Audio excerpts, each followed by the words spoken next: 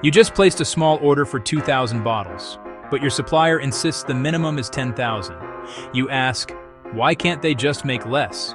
They reply, that's our MOQ, minimum order quantity. Sounds unfair? Today, we'll uncover the real reasons behind MOQs, why suppliers push you to buy more than you need, and how smart companies negotiate or plan around them.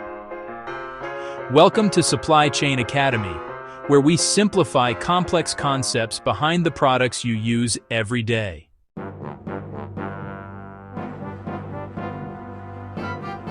MOQ stands for minimum order quantity, the smallest quantity a supplier is willing to produce or sell in a single order.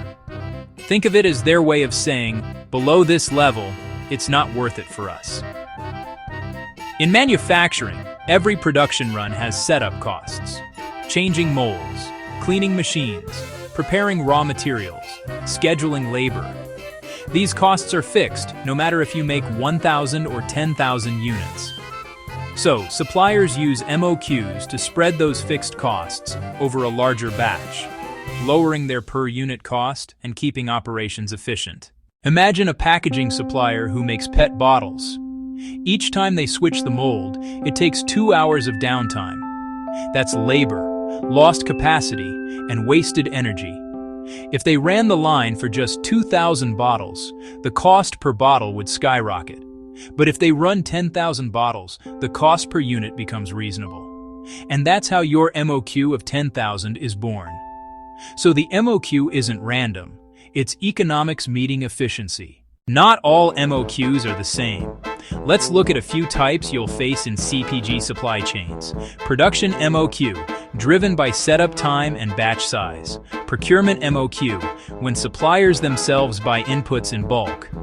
Shipping MOQ, when freight cost per unit is too high below a certain load.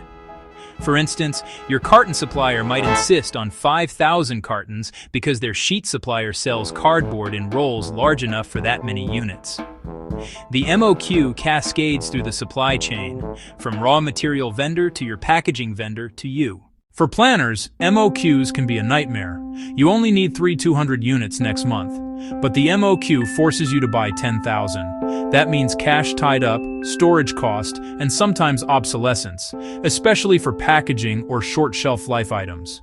MOQs often clash with MRP recommendations, forcing planners to override or manually adjust quantities. This is where planners must balance between operational reality and inventory risk. So what can you do? Here are some practical strategies used by leading CPG companies. Negotiate for shared runs. Align with other buyers using the same component. Consolidate orders across SKUs. Same bottle shape, different labels. Collaborate with suppliers. Provide forecast visibility to help them plan. Redesign packaging. Standardize components to increase volume per SKU. Use safety stock logic. If MOQ exceeds demand, store the excess strategically.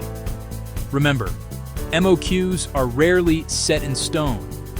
They often soften when suppliers see volume commitment or long-term partnership. A mid-sized beverage company faced huge MOQs for custom 330 ml bottles. They switched to a standard 350 ml mold used by multiple brands. Result? MOQ dropped from 100,000 to 25,000. Costs fell by 15%, and inventory days reduced by 40%. The lesson: standardization beats customization when scale is small. Every smart supply chain professional learns when to accept, negotiate, or redesign around MOQs. So next time you hear MOQ, don't just think supplier rigidity. Think economics, efficiency, and opportunity for collaboration. In our next episode, we'll explore order multiples and how they quietly shape production, inventory, and cost. Don't forget to like, subscribe, and share this with your supply chain friends. This is Supply Chain Academy, simplifying the flow behind everything you buy.